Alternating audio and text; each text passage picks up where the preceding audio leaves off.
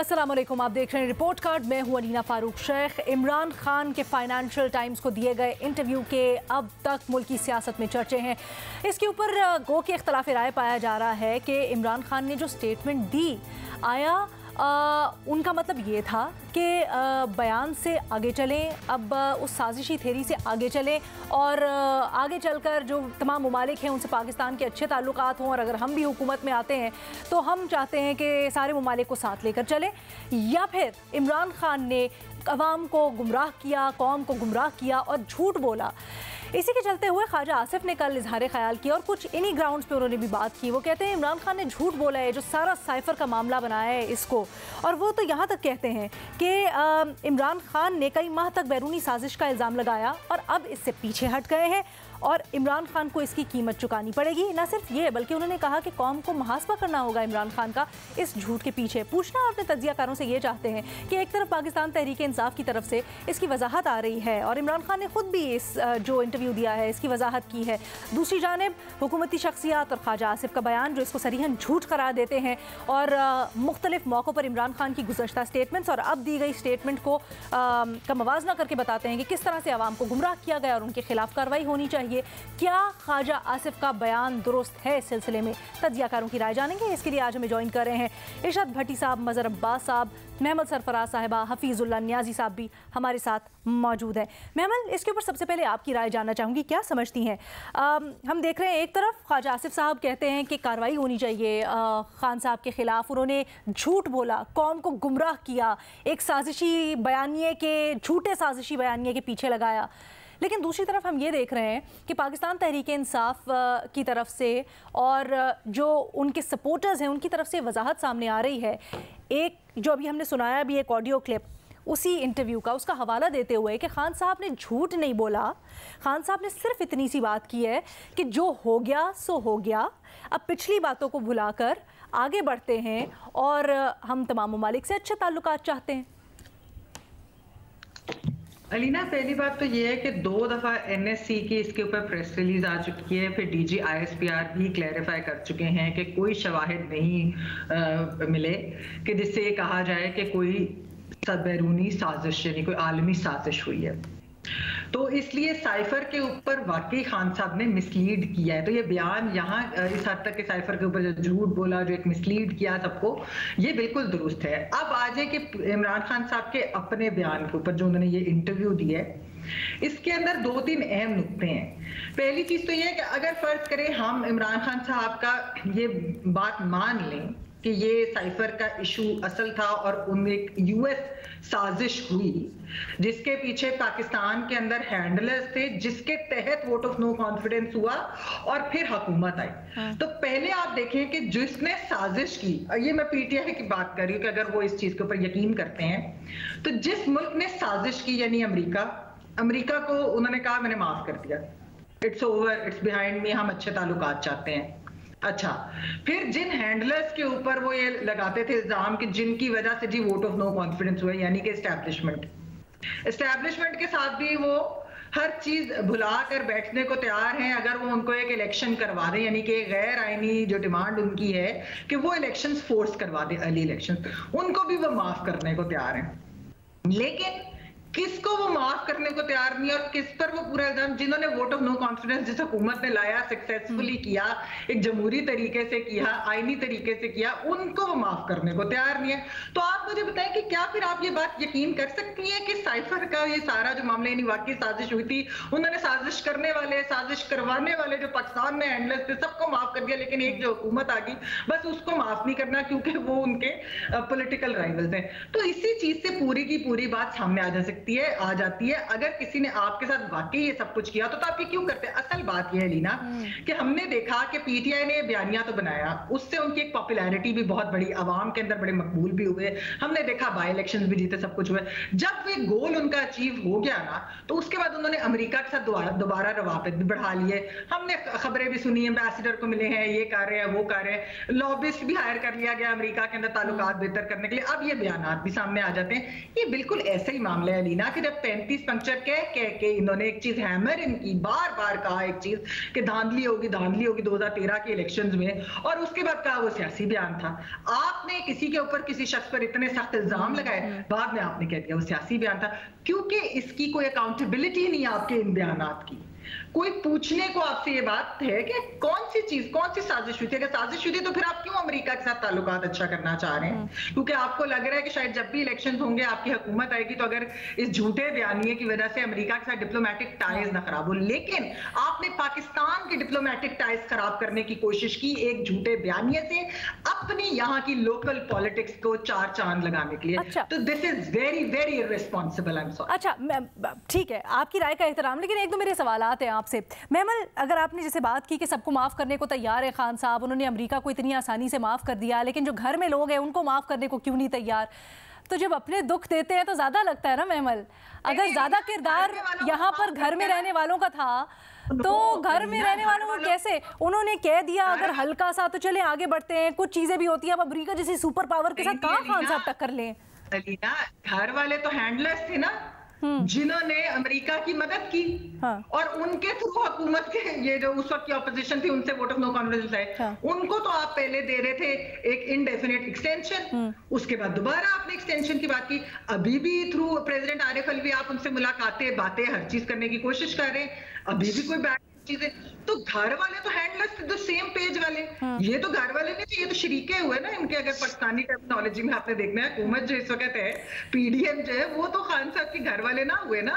तो घर वालों ने जो बिट्रे किया, घर मुल्क के अंदर तो जितने भी हुए सारे के सारे घर वाले हुए ना, पाकिस्तानी तो सारे घर वाले हुए। ठीक है, वो उनको इस तरह ट्रीट नहीं करते, बट मैं बात ये कर रही हूँ कि बात वो कहते हैं कि मैं टीटीपी से भी बात करने को तैयार हूँ, मैं सेपरेटिस्ट से भी बात करने को तैयार हूँ, मैं हर एक से बात करने को तैयार, इस हुकूमत से बात करने को तैयार नहीं, क्योंकि लोग पॉलिटिकली उनको ये सूट नहीं करता ना कि वो अपने राइवल्स के साथ बात कर सके। ये सब, ये भी सियासत के लिए बात करें। मतलब सबको माफी दे दी, हैंडलर्स भी माफ हो गए और अमेरिका भी माफ हो गया। अमेरिका से ताल्लुकात अच्छे करने हैं, हैंडलर्स के साथ भी उनसे ख्वाहिशात की जा रही है कि प्लीज इलेक्शन करा दे, फिर सही हो जाएगी। बाकी सबसे नहीं है। लेकिन जिनके साथ मिल के बैठने का है ताकि आगे का कोई रास्ता निकले, उनके साथ क्यों नहीं करते? भट्टी साहब, क्या आपको लगता है जो महमल कह रही हैं उस बात में दम है, और जो ख्वाजा आसिफ साहब कह रहे हैं कि खान साहब ने झूठ बोला, झूठे बयानिए के पीछे पूरी कौम को लगाया साइफर मामले के पीछे, वो दुरुस्त है? बिल्कुल सही कह रहे हैं ख्वाजा आसिफ, और खान साहब के खिलाफ कार्रवाई होनी चाहिए इतना झूठ बोलने पे?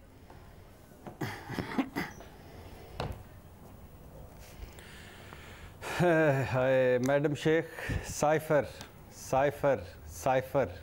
एक साइफर, वो जॉन एलिया का शेर है ना, एक साइफर से मेरा मतलब है कि हम पिछले, अल्लाह के फजलो करम से पिछले पता नहीं कितने हो गए हैं, इमरान खान समेत पूरी कौम इस एक साइफर पे हम मेरा ख्याल है कि कोई बचपन में आखिरी मरतबा मैं जब पहली मरतबा नहीं उससे भी पहले, मेरे बचपन से पहले का साइफर शुरू है। अच्छा। क्या उसने इत्तफाक है कि इनकी गली में हम, जॉन एलिया का शेर है मैडम शेख, क्या उसने इत्तफाक है इनकी गली में हम एक काम से गए थे, हर काम से गए। मतलब ये कि एक साइफर सारी हर काम तो गए। मैडम शेख, दो तीन बातें बड़ी मज़े की हैं। कानून के मुताबिक नताइज भुगतना होंगे। ख्वाजा मोहम्मद आसफ वज़ीर दिफा अल मारूफ कि साडा वली ऐद नहीं आया इमरान दी वजह तो, इमरान दे धरने दी वजह तो, कानून के मुताबिक नताइज भुगतना होंगे। ये कानून है किधर, कहाँ रहता है? मैं मिलना चाहूँगा ख्वाजा साहब इसके ज़रिए कि बड़ों के, ताकतवरों के को ये कानून के मुताबिक सज़ा देने वाला ये कानून पता नहीं कहाँ है। क्या कानून के मुताबिक सज़ा यही होगी कि जिस दिन इमरान खान पर फ़र्द जुर्म लगनी होगी उस दिन उसे वज़ीर आज़म बना दिया जाएगा, या इमरान खान साहब के बेटे को बुलाकर लंदन से वज़ीर आला बना दिया जाएगा, फ़र्द जुर्म से पहले वैसे वज़ीर आज़म नायब ख़त्म कर दिया जाएगा, ईवीएम ख़त्म कर दिया जाएगा, या मेरा मतलब है हाँ उनके बेटे को बुला के मेरे ख्याल से वज़ीर आला बना देना चाहिए, और कानून के मुताबिक। अब ये कानून के मुताबिक सज़ा। अच्छा, आपने एक और बड़ी खूबसूरत बात की, अमेरिका को माफ़ कर दें। हादी हो गई है यार कसम से। अमेरिका ने ये प्रोग्राम सुन लिया ना तो सारे ने मिल के कहना है, सोचना है कि यार क्या करें, अब हम किधर जाएं। इमरान खान साहब पाकिस्तान के साबिक वज़ीर आज़म अमेरिका को माफ़ कर देंगे। अब इसके बाद अमेरिका का अल्लाह के फजल से तरक्की का दौर शुरू होगा, और चाहते भी वो ये थे। हर चौथे दिन जो बाइडन की ज़बान फिसल जाती थी। अच्छा। ये इसी प्रेशर में था। और अच्छा, फिर आपने आगे कहा कि घर वाले जो है, घर वाले उनको क्यों नहीं माफ़ करते। हाय, इमरान खान साहब की कैफियत पे शेर सुने। आज भी राबते में रहती हैं, आज भी राबते में रहती हैं वो निगाहें जो फेर ली तुमने, आज भी राबते में रहती हैं वो निगाहें जो फेर ली तुमने।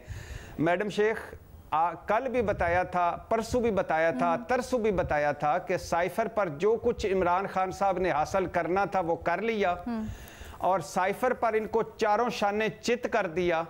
अब उसके बाद अगला मरहला आ गया। ये सारा इक्तदार की गेम थी। इक्तदार से निकले तो उसका एक बयानिया था, इक्तदार से वापसी की उम्मीद लगी है तो अब उसका एक बयानिया है।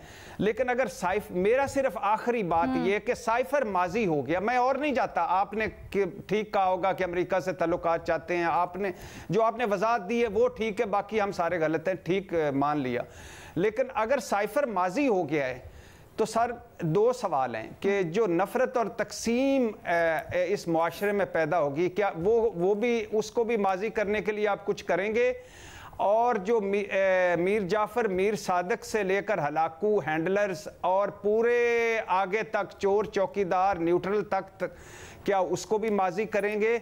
हालांकि हम एक तरफ हकीकी आज़ादी की जंग लड़ रहे थे, जिहाद कर रहे थे, दूसरी तरफ आरिफ अलवी साहब भी एक जिहाद कर रहे थे कि रात की तारीकी में कि मिट्टी पाओ।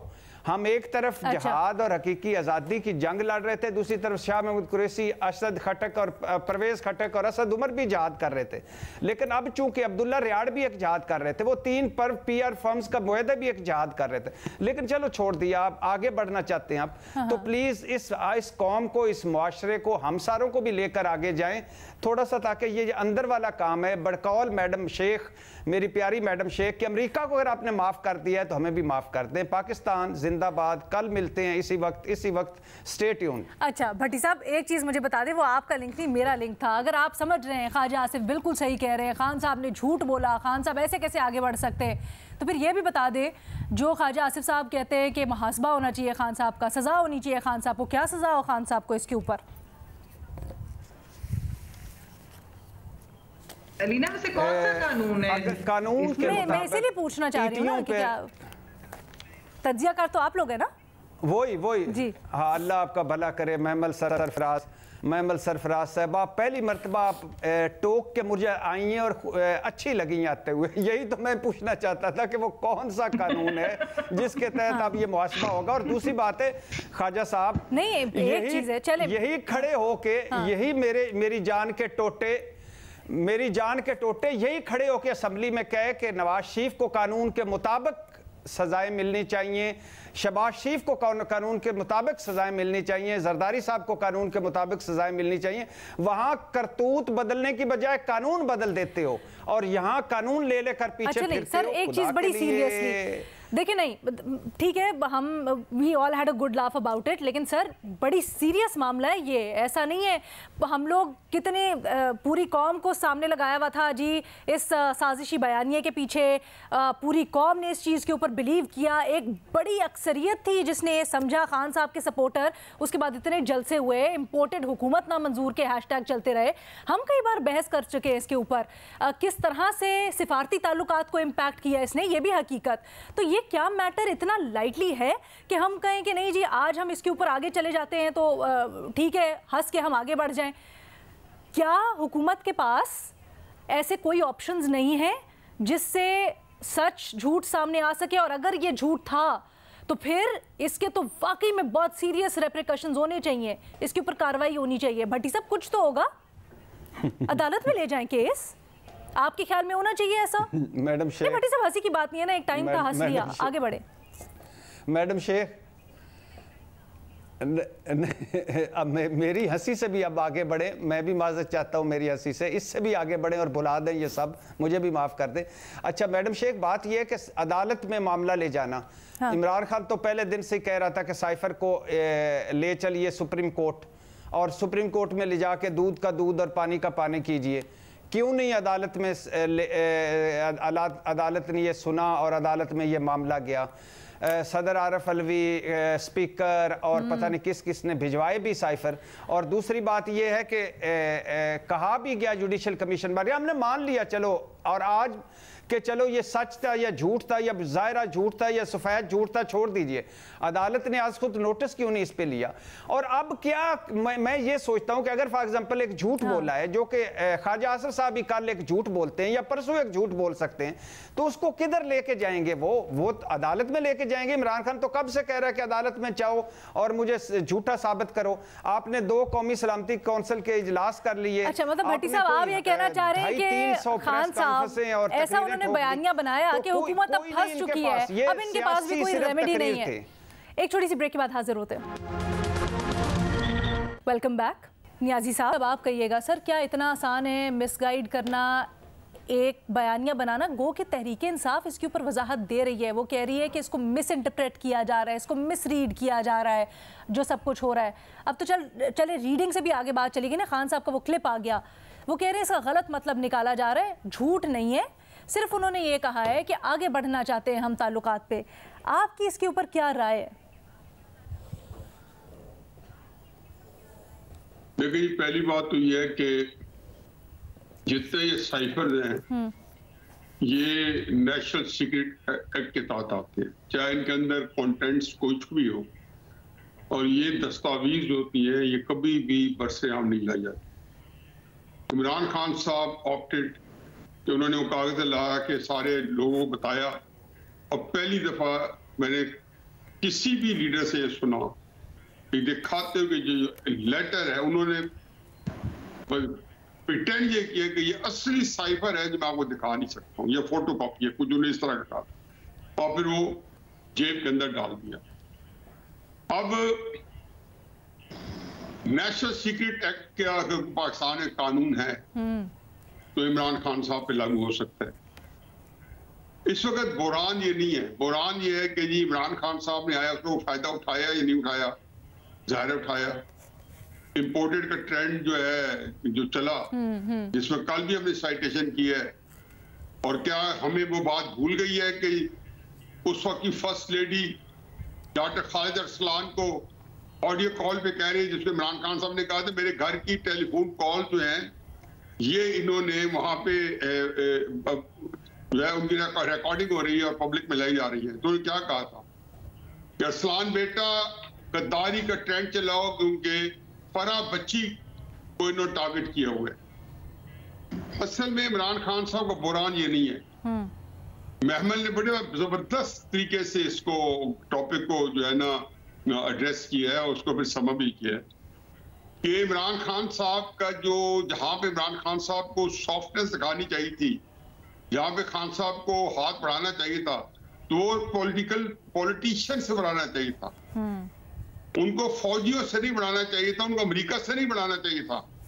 अमेरिका से तो कल मैं भट्टी साहब ने जिक्र किया, पता नहीं जियो में या किसी और जगह मैं इनको सुन रहा था, तो अमेरिका में तो लॉबिंग फर्म कर रहे थे।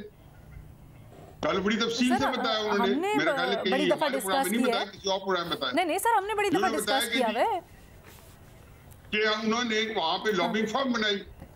अब देखिए जी, एक तो इमरान खान साहब का सानिया ये है कि उनको 2 चीजें चाहिए थी जी। एक उनको इलेक्शन और इलेक्शन से पहले एक्सटेंशन।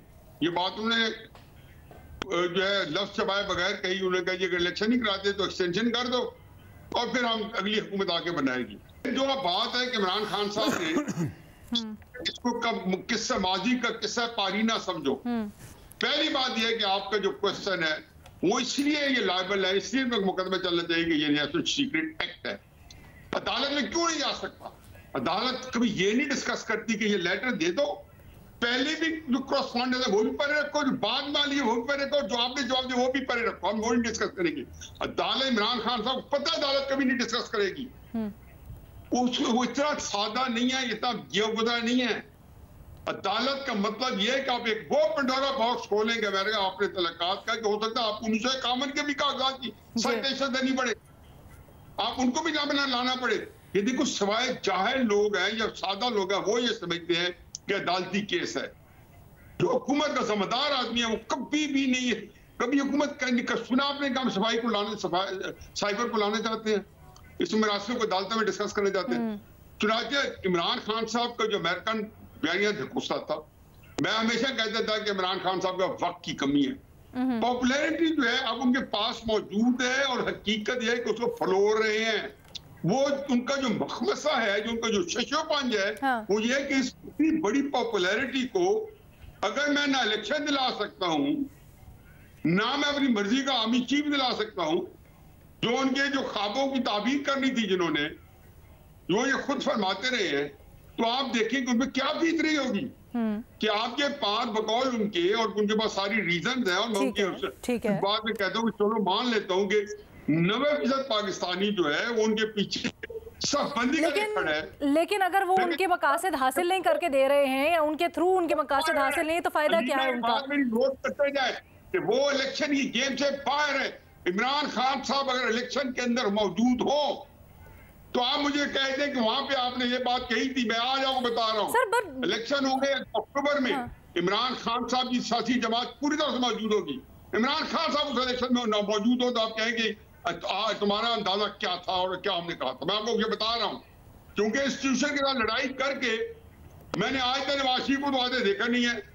लेकिन सर तो फिर ये नेशनल रीजंस की वजह से तो ना हुआ ना, इसको अप्रिशिएट तो नहीं कर सकते। फिर ये नेचुरल रीजंस की वजह से अगर नहीं है तो फिर तो हम इसको माजरत के साथ, ये तो फिर कंडेमेबल है, ये तो फिर वही एकेडमिक डिस्कशन कर रहे हैं।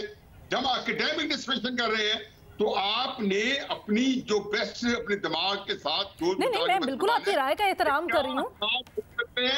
ये मैंने नहीं किया, मैंने इमरान खान साहब के एक बड़े करीबी साहब ने, जो मेरा भी बड़ा करीबी, उन्होंने मुझे पूछा कि आप इमरान खान साहब की सियासत को कहाँ देख रहे हो, अप्रैल की बात है। हाँ। मैंने कहा इमरान खान साहब पहला राउंड जीत गए हैं, आपके जियो में कह चुका हूँ, लेकिन इस राउंड के अंदर एक बड़ी खराबी है कि जिस नैरेटिव उन्होंने चलाई है, अगलों ने बर्दाश्त किया गालियां उसके आदम के साथ कि चलो ठीक है 2 4 6 महीने साल इसको निकालने दो। अच्छा। बाकी इसका अपना 2 वाकयात हुए, नाइल हुए, पाकिस्तान को नहीं हिलाया उसने। सर बदकिस्मत वाकया हुआ कातान हमले का, पाकिस्तान के अंदर तहरीक इंसाफ नहीं निकल सकता है। सर आपको क्या लगता है, अब आप जो कह रहे हैं इमरान खान नहीं होंगे आने वाले इलेक्शंस में, बहुत बड़ी बात आप कह रहे हैं, आने वाले इलेक्शंस में पीटीआई होगी बट इमरान खान नहीं होंगे, क्या आपको लगता है ये वाला जो इमरान खान साहब का बयान है, या ये खुल के आना साजिश के बारे में, साइफर के बारे में, ये भी खान साहब के आने वाले दिनों में गले पड़ सकता है, या कोई और रीजन होगी?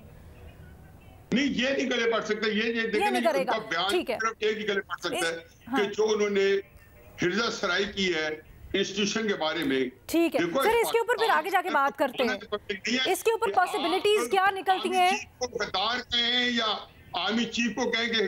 ठीक है सर आपका पॉइंट मैंने नोट कर लिया, इसके ऊपर मैं आके सेकंड राउंड में जरा बात करना चाहूंगी, और मैं सबकी इसके ऊपर राय चाहूंगी, क्योंकि आज जनरल रिटायर्ड चिश्ती ने भी बड़ी एक प्रेस कॉन्फ्रेंस की है, और उसमें भी उन्होंने खान साहब को एक तजवीज़ दी है, उसके ऊपर भी हम बात करेंगे। एक छोटी सी ब्रेक के बाद हाजिर होते हैं। Welcome back. मज़ा साहब, क्या समझते हैं आप, ख्वाजा आसिफ साहब जो कह रहे हैं कि खान साहब का मुहासबा करो जी, खान साहब को इसकी कीमत अदा करनी पड़ेगी, खान साहब ने जो हासिल करना था इससे कर लिया, अब आगे कुछ इसमें वजाहत की गुंजाइश निकलती है या होगा? अगर ऐसा है तो हुकूमत क्यों नहीं फिर कर रही, सिर्फ ये बातों तक है?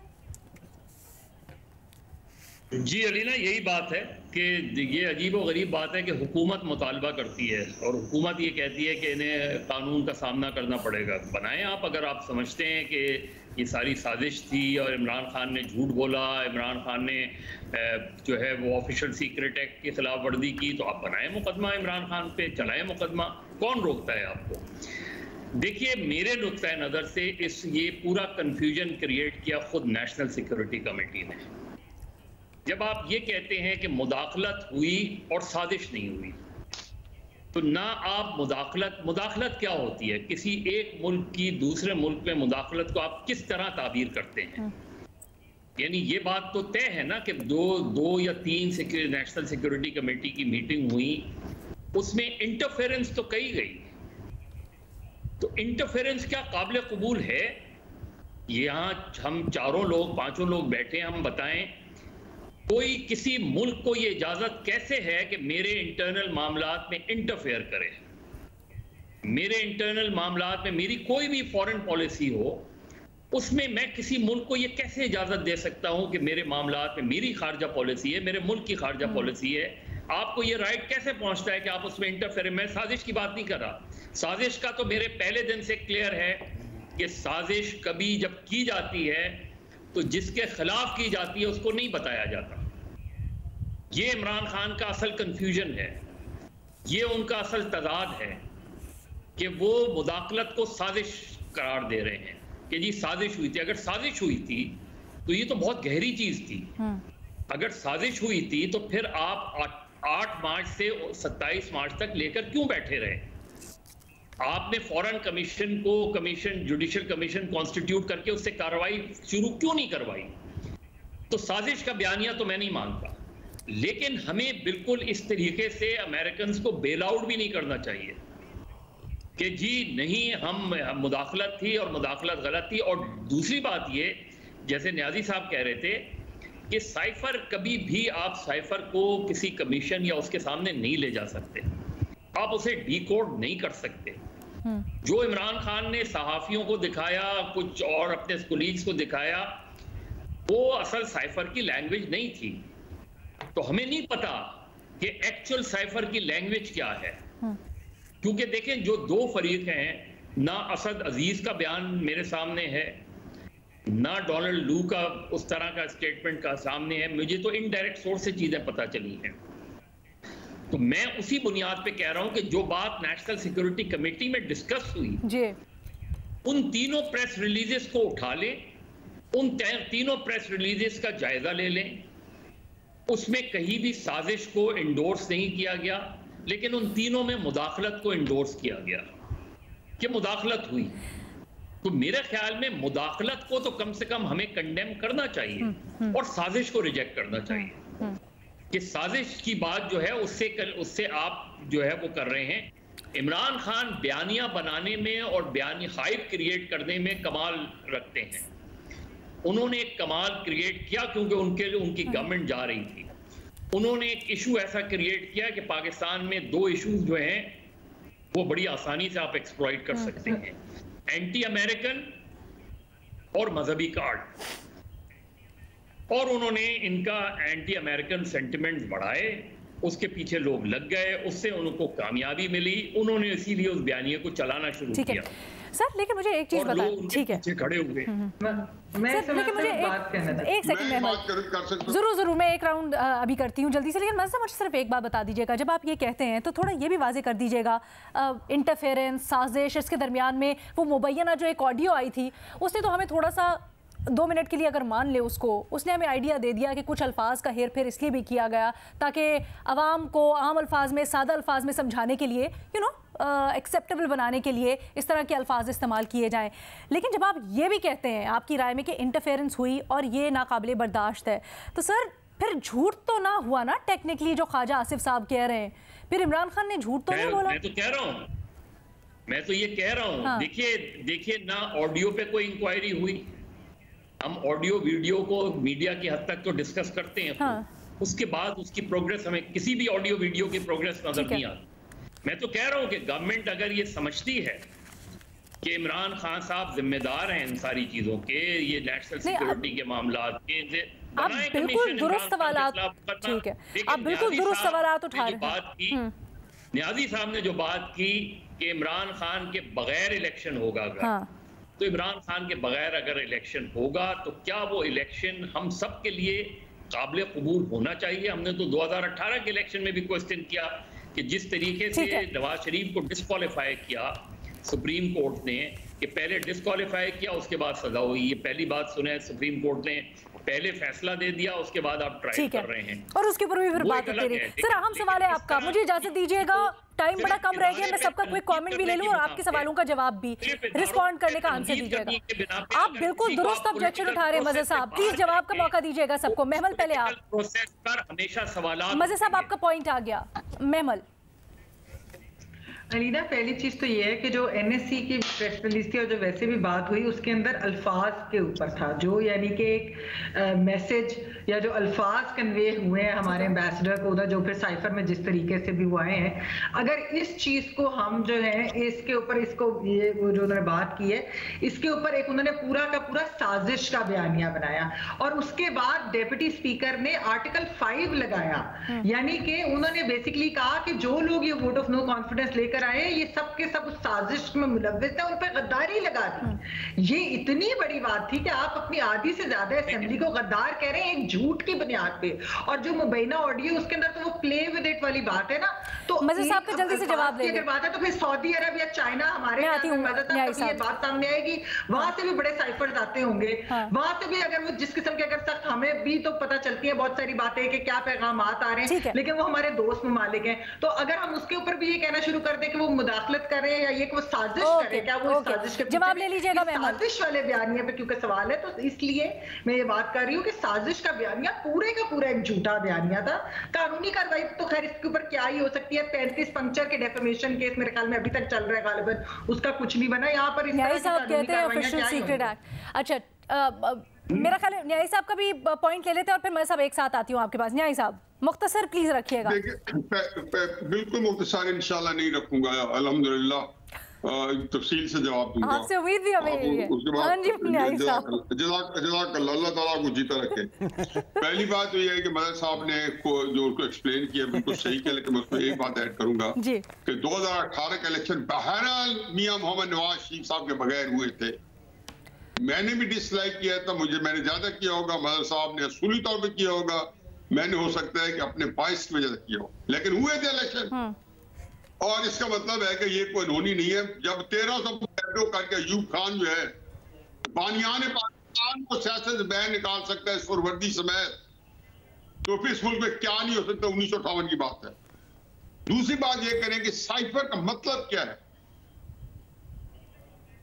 एक ऐसी चीज जिसको अपनी सीक्रेट लैंग्वेज है, कोडेड लैंग्वेज का मतलब है हमने मरासला करके, बेचारे जो हम उर्दू में अजान है, हमें पता है कि मरासला नहीं होता।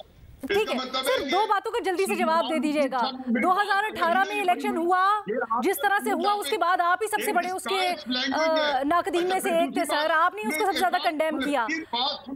अगर आप अगले इलेक्शन खान के आपकी बात क्लियर हो जाएगी। मदर साहब के लिए क्विक आंसर है सर, न्याजी एक्सप्रेस चलती है तो रुकती नहीं है, छोटा कर देना।